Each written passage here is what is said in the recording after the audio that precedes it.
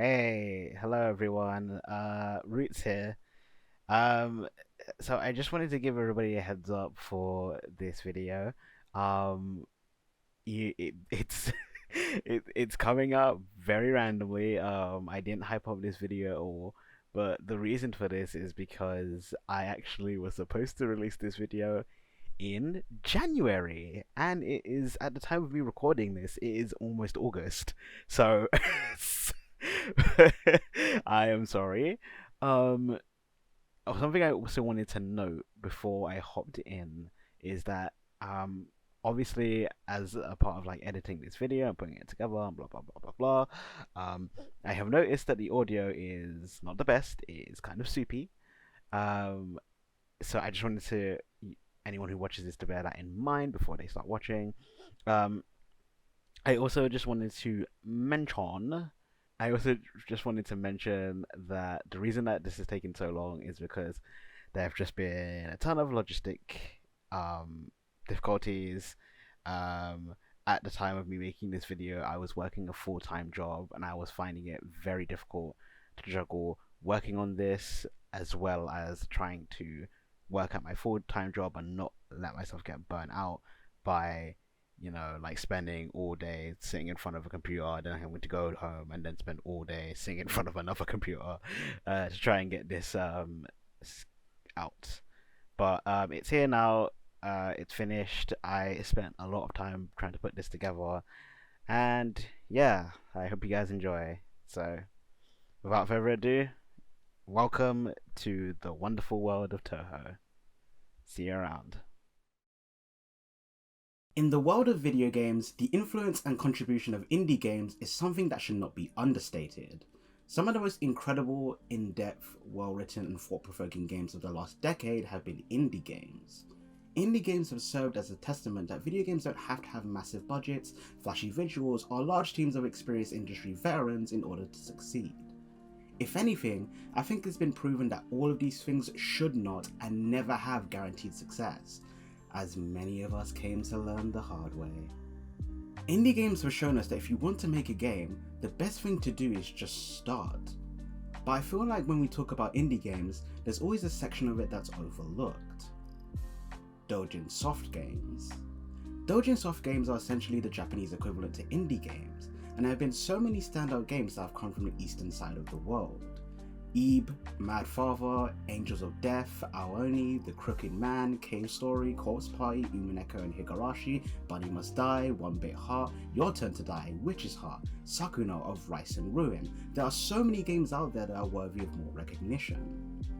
But there's one particular series that's become especially notable, a series that has debatably transcended the Doujin soft niche and become an entirely unique entity in its own right. And that series is Touhou. Touhou has been around for more than 15 years at this point, and with a series spanning 18 mainline games, several side games, and multiple manga, it can seem pretty daunting to an outsider looking in. And so, I've taken it upon myself to create this handy dandy video for any newcomers looking to find their bearings within the massive monolith that Touhou has become. In this video, I'm going to aim to answer the following questions to help better your understanding. How did Touhou begin? What is Touhou? Where is Touhou? Where should I start? And is Touhou an anime? The last one is a bit of a joke, but I'll elaborate on what that means later on in the video. I'll also be leaving timestamps in the description for anyone who wants to jump to a specific section. So without further ado, let's get started.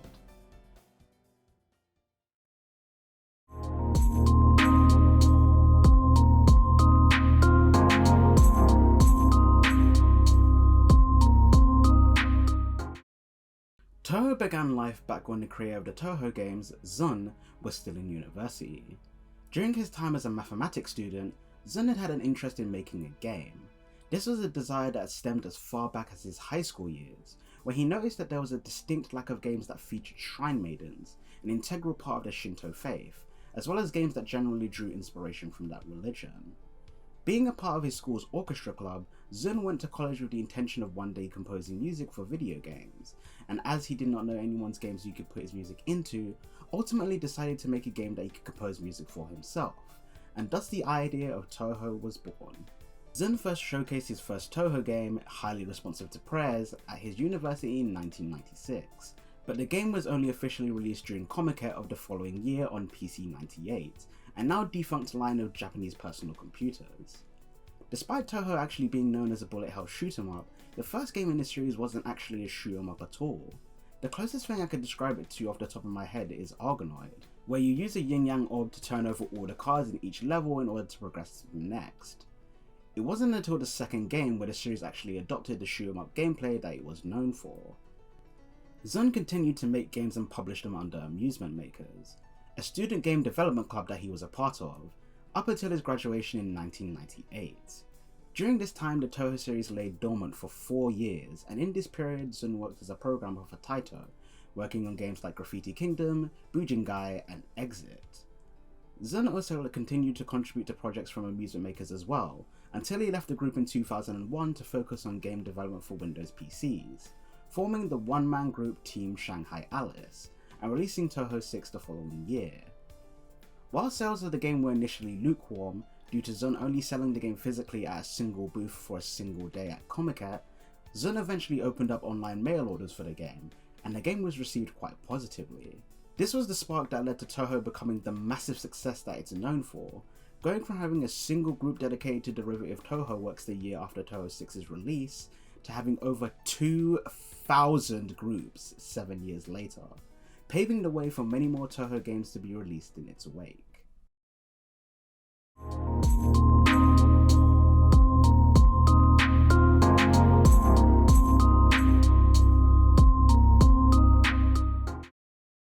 So what exactly is Touhou? Well, as I briefly touched upon in the previous section, Touhou is a series of bullet hell games that take place in Gensokyo, a region in Japan sealed off from the rest of the world that is filled with yokai, which is a catch-all term in Japanese that can be used to describe any kind of supernatural or mythological creature. The two main characters of the series are Reimu Hakare and Marisa Kirasame. Reimu is the shrine maiden of the Hakare Shrine, a shrine located on the eastern border of Gensokyo and the outside world. Being a shrine maiden of the Hakare Shrine, Reimu also has the duty of taking up a sort of sheriff role within Gensokyo, keeping the peace and putting down any kind of yokai who decide to make too much of a fuss. Events that cause the peace to be disturbed on a significant scale are usually referred to as incidents. Marisa Kirasame is Reimu's best friend and often resolves incidents at the same time as her, although they aren't the sole two people who resolve incidents and are often joined by a few other characters as well. There are so many characters in the Touhou series, well over 100 plus at this point, and me talking about all of the ones who resolve incidents or who are involved in them would take me all day. So for now I'll just go in depth about the two main characters. Reimu is described as being indifferent to yokai and humans alike, showing them no particular respect or disrespect, although what this usually ends up meaning is that she's kind of an asshole to everyone equally.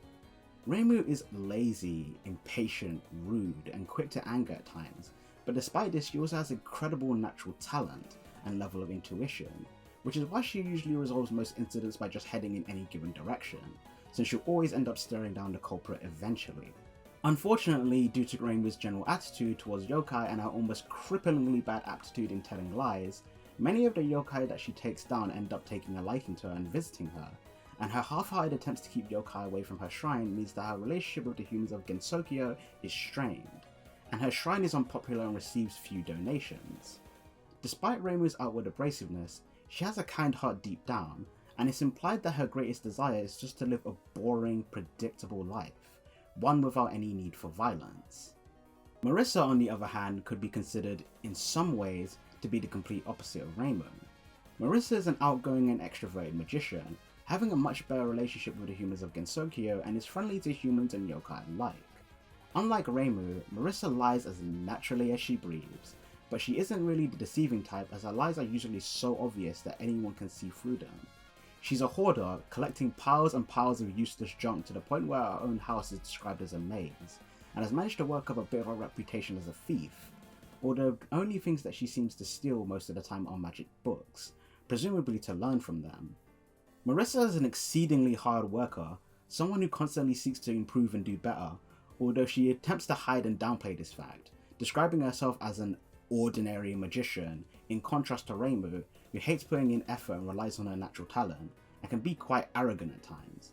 Whereas Reimu seemingly has no parents to speak of, Marissa actually does have a father who is, at least for the time being anyway, alive and well. Although she has not spoken to him in a long time, and left home and set up a house in the Forest of Magic after getting into an argument with him, which is where she currently resides.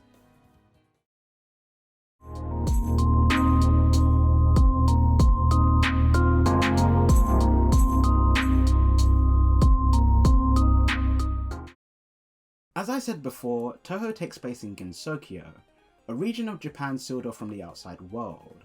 Whilst it's never been directly stated where in Japan Gensokyo is exactly, due to some information given to us in the Touhou novella Cage in Lunatic Runegate, it is believed to exist somewhere around the Yatsugatake Mountains, which are located on the borders of the Nagano and Yamanashi prefectures. Gensokyo was originally created to be a safe haven for yokai, since the existence of yokai is dependent on how much humans fear them.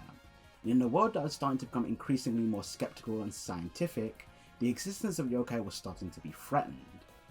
While humans do live there, they are mostly confined to the human village, as not only are yokai far stronger than any human, but they are also more than happy to eat them as well, and the human village is the only area in Gensokyo where humans are guaranteed protection from those who lie in wait beyond it.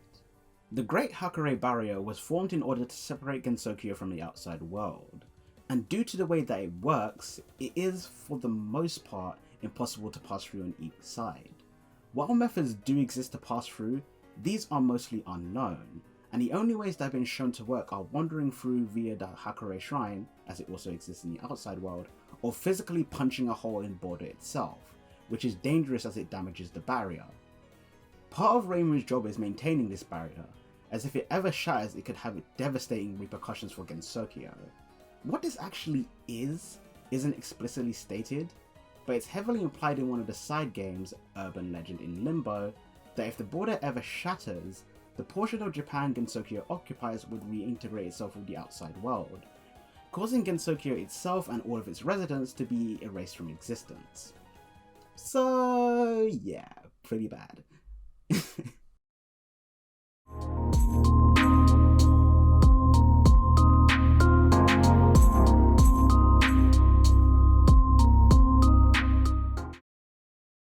So where exactly should you start with Touhou?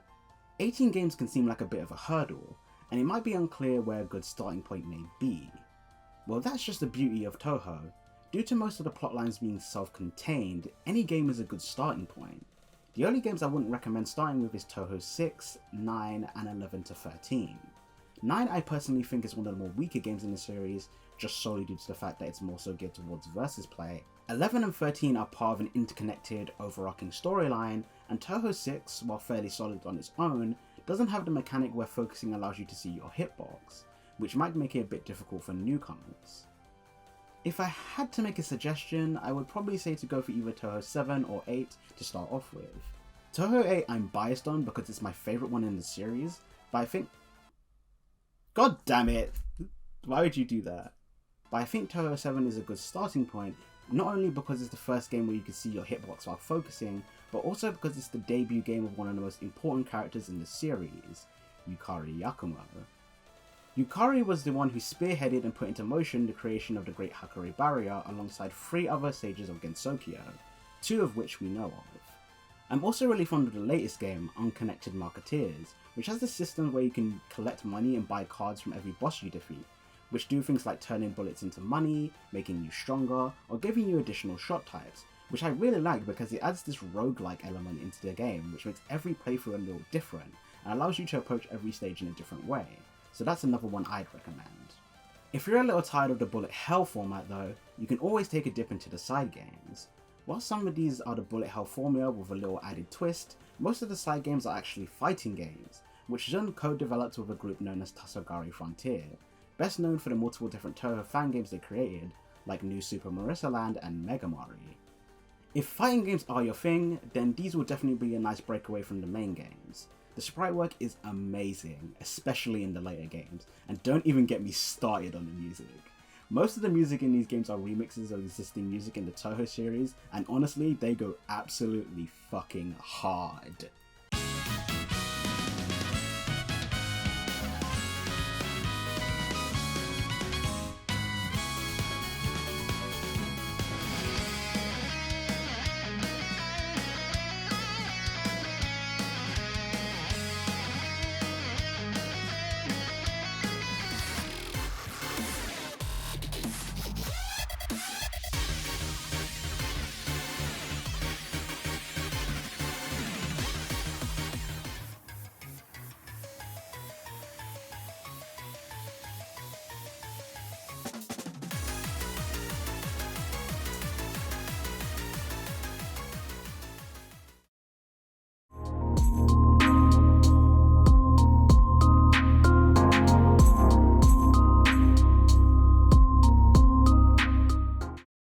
No, it's not. But the reason I included this question in this video is so I could have a chance to shed a little light on why this is such a common misconception. You see, Touhou has a utterly massive fan community, and there's no way I could have ended this video without talking about it. This fan community has pretty much produced anything from any medium you can think of. Art, music, video games, and yes, even anime. Two of the most well-known ones being A Summer's Daydream and Fantasy Kaleidoscope, both of which I highly recommend. Also, side note, if you haven't yet, you should read Little Reimu. The entire manga has been converted to a video and has been uploaded to YouTube. It's a story about Reimu when she was a baby. Yes, it is cute as hell. Yes, she will cry. Yes, I am using this segment to show Touhou things I like. Deal with it. Touhou's fan community is probably the biggest reason why Touhou itself has been lifted up to the status that it has today. I'm sure the people watching this video have probably heard or are aware of Cerno's Perfect Math Class, Marissa Stole the Precious Thing, and Bad Apple. All three of these were created purely out of a labour of love from the community, something that Zun had zero involvement with at all other than creating the 3 original songs that these remixes are based off of. Part of the reason why the Touhou fan community has been thriving for so long is mainly due to Zun's laxish stance on copyright. Whilst various things have happened over the years that have forced him to play his hand and have a little bit of a stricter view on it all, metaphorically speaking, the tools the community has at their fingertips, as well as the space that they are allowed to use, is still open-ended enough that it hasn't really slowed down the community none at all. And some of the best parts of Touhou aren't even from the games themselves, it's from the innumerable high-quality contributions to that community. We're getting to the point where mistaking Touhou as an anime isn't even the real issue anymore. It's mistaking the sea of fan content as official. We're at the level where Touhou fan games are just casually being sold in physical and digital storefronts. Where do we even go from here? Regardless though, this is my little insight to Touhou and what it really is. If you're still watching this video at this point, then I hope that you enjoyed it, and have a fantastic night, and take care.